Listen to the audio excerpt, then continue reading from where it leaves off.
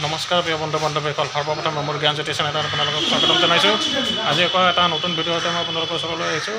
তো আজি মই মালিগাঁও পাণ্ডুৰ ফালে আহিছোঁ। ইয়াত পাণ্ডুত এটি ইমান পুৰণি মন্দিৰ আছে, যি মই গুৱাহাটীত থাকি আজি সেই মন্দিৰটো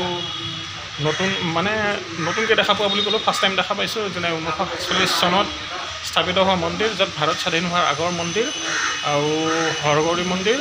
এই মন্দিৰটোত দেউজনে বহুতখিনি কথা ক'লে। আপোনালোকে ভিডিঅ'টো চালে নিশ্চয় গম পাব। ভিডিঅ'টো সম্পূৰ্ণৰূপে চাব। ইমান পুৰণি এটা মন্দিৰ, য'ত 1947 চনত স্থাপন হোৱা এটা মন্দিৰ, য'ত গুৱাহাটীৰ মাজমজিয়াত আছে পাণ্ডুত।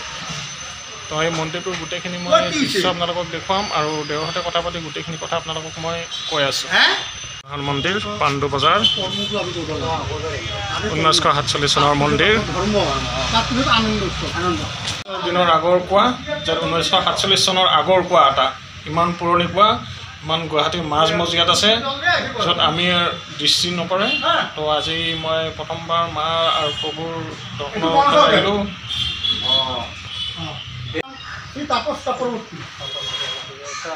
কিমান দিন ধৰি মন্দিৰটো চোৱা চিতা কৰি আছে? আমি ইয়াতে মোটামুটি 17 বছৰ হৈছে। 17 বছৰ হৈছে। অলপ আগতে আপুনি ক'লে যে 9 বছৰলৈ আপোনাৰ কোনো সন্তান নাছিলে। তাৰপিছত আপুনি ইয়াত মাৰ পূজা কৰি বা ঘৰৰ পূজা কৰি আৰু কেনেকুৱা ধৰণৰ মনৰ কামনা পূৰ্ণ হয় ইয়াত আপুনি যিটো মানিব, আপোনাৰ মনৰ ইত্যাদিটো মানি আপোনাৰ কি লাগে নালাগে, আপুনি আহি যাব মাছ কৰণৰ বাবাৰ পানী ধৰিব, পানী ধৰিব চাব আপুনি চাকচেছ। আচ্ছা, আমি কেনেকৈ গম পালোঁ যে ইয়াত যে মন্দিৰটো আছিলে, আপোনালোকে কেনেকৈ গম পালে নে নিজে আছিলে নে আমাৰ স্থাপন কৰা মন্দিৰটো? এইটো স্থাপন আছিল।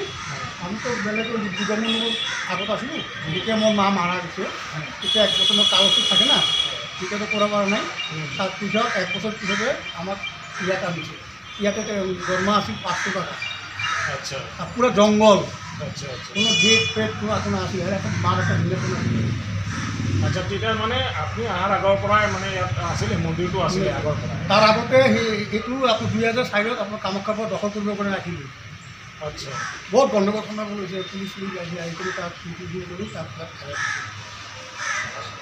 মানে বহুত পুৰণি। ইয়াতে যেতিয়া অম্বুবাচী মাৰে তেতিয়া হয় না, ইয়াতে হোম হৈ থাকে, বহুত মানুহ থাকে ইয়াত। আপোনাৰ দূৰৰ পৰা সাধু আপোনাৰ ইয়াতে আহিব লাগিবই। বাবা আমাৰ আগতে মানুহ আহিছিল।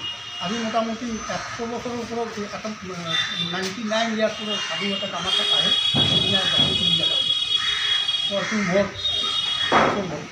পৰা মই বহুত কামনা বহুত আপোনাৰ আপুনি যিটো মানিব না বহুত চাকচেছ হ'বই।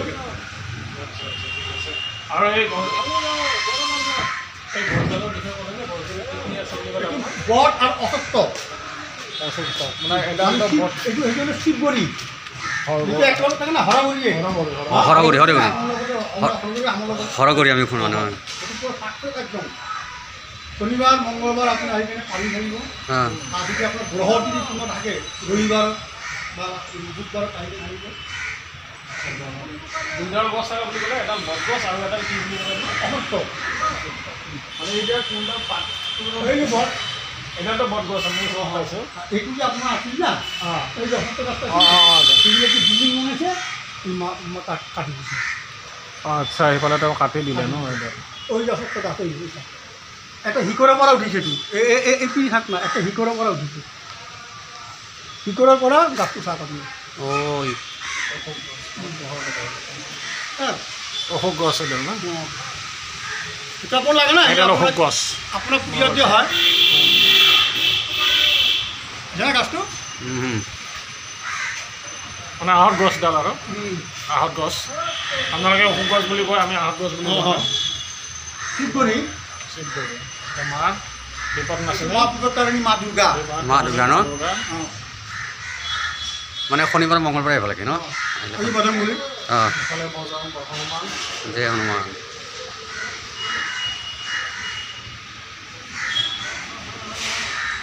আৰু এইফালে আছে কামাখ্যা বগলা, কামাখ্যা মন্দিৰ বগলা।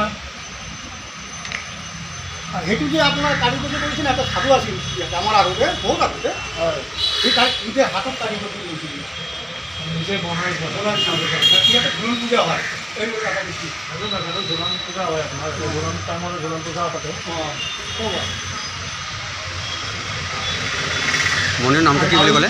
এইবিলাক আহিব এইটো মাছ শুকুৰা এইটো মাছ শুকুৰা মাছ পিতলা এইফালে বাবা গণেশ আৰু এইফালে কাৰ্তিক কাৰ্তিক না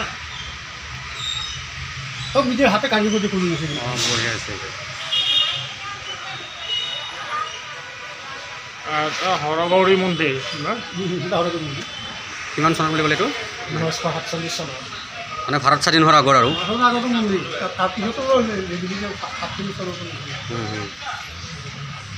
মই সিহঁতৰ লগাইছিল অঁ ইমান বৰ টিপটিপি চিনি পায় না জেঠি জেঠি জেঠি জেঠি জেঠি বুলি ক'লে ডাঙৰ ডাঙৰ আছিল এতিয়া নাই মানুহ চোৱা লাগিলে হেৰি হৈছে ইয়াতে আছিলে ইয়াতে আছে কিমান পুৰণা একদম দুটা আছে দুটা আছে